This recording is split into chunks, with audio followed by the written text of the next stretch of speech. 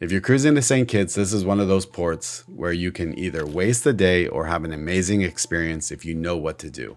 So in this video, I'm going to show you exactly how to plan your day, from the beaches, excursions, what's worth it, what's not, and what we actually do when we visit by cruise ship. And real quick, I'll also show you the one mistake people can make here that will ruin their day.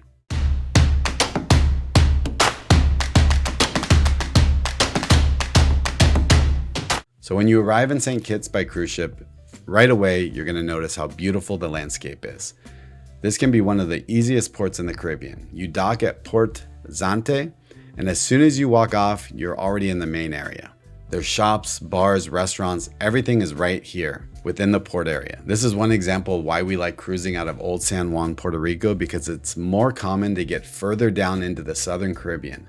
When you leave from Florida, you may only visit a couple ports because of the distance. But from Old San Juan, sometimes you'll have a cruise that does multiple back-to-back port days, which can be a lot of fun. So with St. Kitts, it's always better to plan ahead. This is why I create these videos, to help people like you make the most of your day. But if you didn't plan anything, don't worry.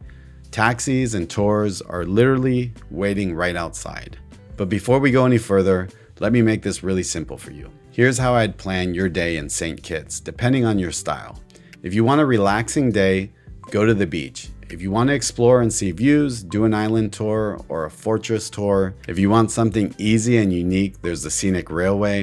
And if you want something a little more budget friendly, you can stay near the port and just take a quick taxi to the beach. Honestly, most people go with the beach. We typically do, but we do a combination with a tour of the island for a few hours, and then we head over to a beach that's a little further away from the cruise port. For most cruise visitors, spending part of the day at the beach is the most popular option in St. Kitts. The island offers a variety of beaches depending on what kind of experience you're looking for, whether it's just a quiet, relaxing setting or a more lively atmosphere with music, food, and drinks. Many beaches offer chair and umbrella rentals, food service, optional water activities like jet skis or snorkeling. This makes it a very easy and flexible option, especially if you're visiting for the first time. Most beaches are set up for cruise visitors, so it's easy to rent chairs, grab food and drinks, and spend a few hours enjoying the water. When choosing a beach in St. Kitts, the main decision comes down to the type of environment you prefer. Some beaches are more relaxed and quiet, while others offer a more social atmosphere with music and beach bars. And understanding this difference ahead of time will help you choose the right location for your day. Here are some of the most popular beach options for cruise visitors. There's Frigate Bay, the closest and easiest to access from the port with plenty of restaurants and beach bars. There's South Friars Bay. It's a quieter option with scenic views and a more relaxed atmosphere. And then there's Cockleshell Beach. It's further from the port area, but known for some beautiful views, and it has a really secluded feel to it. Taxi fares to the closer beaches are typically range from about $12 to $15 per person each way, with higher costs for longer distances. We typically head down to Cockleshell Beach, but we do a tour of the island, and then part of that tour allows us a few hours at the beach. And you can also get dropped off there and then just take a taxi one direction back to the cruise port when you're ready to go back. Taxis also can be these open air trucks. They're similar to what you find in St. Thomas, which are fun, and you can get a more typical van if you choose to. It just depends on your preference. If you choose a beach or an excursion further from the port, it's important to allow extra time for transportation, especially later in the day. The taxi ride from Cockleshell Beach back to the cruise port is about 25 minutes and will probably cost you about $30 one way for a small taxi. South Friars Bay or Frigate Bay are closer to the port area. If you are less adventurous, then I would stay within one of those two options. Personally, I'd probably go to Frigate Bay. Frigate Bay is smaller and has more services like beach bars and restaurants, while South Friars Bay is going to be a little bit more laid back. It's a little more relaxing, and it's probably a little bit prettier of a beach option. I'd probably lean towards Frigate Bay just because of the services and the restaurants along the beach. But later on in the video, I'm also going to give you another alternative option. But again, in the past, we preferred to go a little further down to Cockleshell Beach, specifically Reggae Beach, which I think is one of the most beautiful beaches in St. Kitts. Reggae Beach Bar and Grill is where we typically go. You can rent a chair there for $5. Usually an umbrella is about $10. And if you have a group, they have some pretty cool cabanas for about $150. And on top of that, they have a wide selection of drinks and food. Most of the food options and the drinks are pretty good The beach itself is really beautiful. It's a great beach in the St. Kitts area.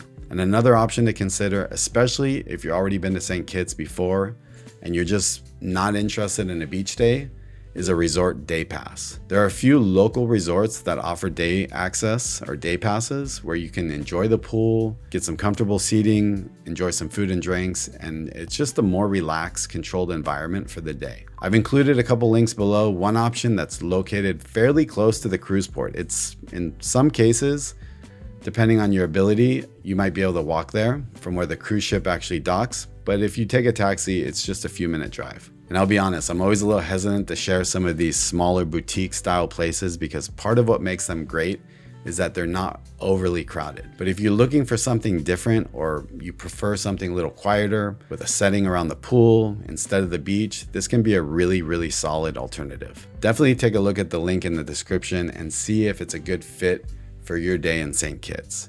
And if you're looking for something beyond the beach, St. Kitts offers several well-known excursions and cultural experiences. One of the top attractions is the fortress there. It's a historic fortress with panoramic views of the island surrounding the ocean. It's considered one of the most significant historical sites in the Caribbean. The entrance fee is about $15, but some tours that I've linked below will actually include a stop at the fortress. Another popular option is the St. Kitts Scenic Railway, like I mentioned earlier. It provides a relaxed way to see much of the island without extensive walking. The train route passes through coastal areas, villages, and former sugar plantations. This is definitely a slower pace, but something to consider if you're not a beach person.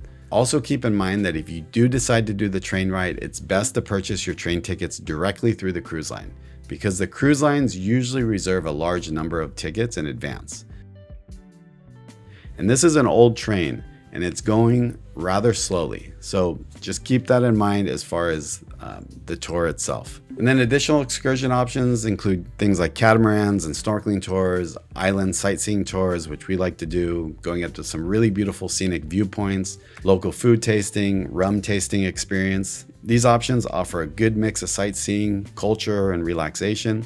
As I mentioned earlier, we typically use one of the tours I linked below and do an island tour and then end our day at the beach. And before I move on, I do want to mention something. The first time we came to St. Kitts 10, 12 years ago, we had an amazing tour guide. Her name was Liz Pereira.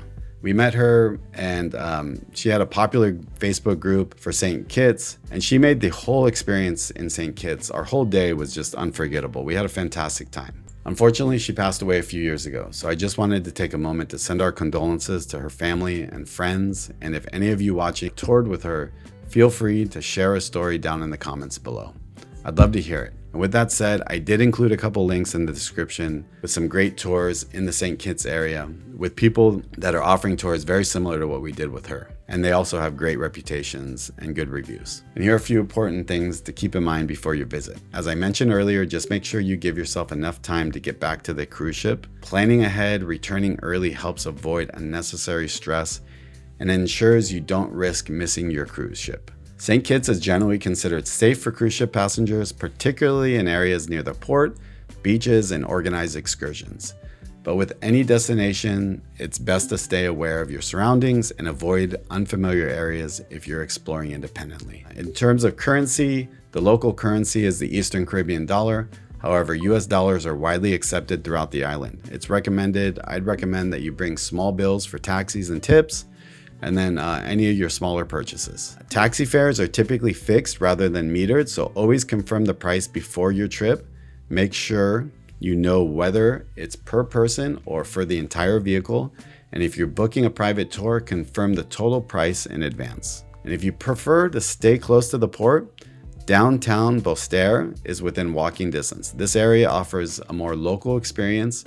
It includes several points of interest such as the Independence Square, the circus, the memorial, the clock tower, some local shops, restaurants, small markets, and some great areas for shopping. So this is a good option if you prefer a shorter, more flexible day without needing transportation, or if you just don't want to spend a lot of money. And then after your time exploring, especially if you did an excursion, return to that port area. You can grab a drink, do some shopping, last minute shopping right there in that port area before you head back to the ship. For many, the combination of spending some time at the beach, doing a light tour or exploring, and then being relaxed and returning to the port area gives you kind of a good balance and gives you a good experience, or lets you see a little bit of everything in St. Kitts. But overall, St. Kitts is known for being very relaxed and easy. Whether you choose to explore the island, visit historical sites, or spend the day at the beach, it offers a variety of options that can suit just about every traveling style. And if you've been to St. Kitts before, drop a comment below, let people know what you recommend. And if this video helped plan your day, make sure to like and subscribe, and please share this video with the people you're traveling with or in your Facebook cruise group. Thanks again for watching, and we'll see you back on the ship.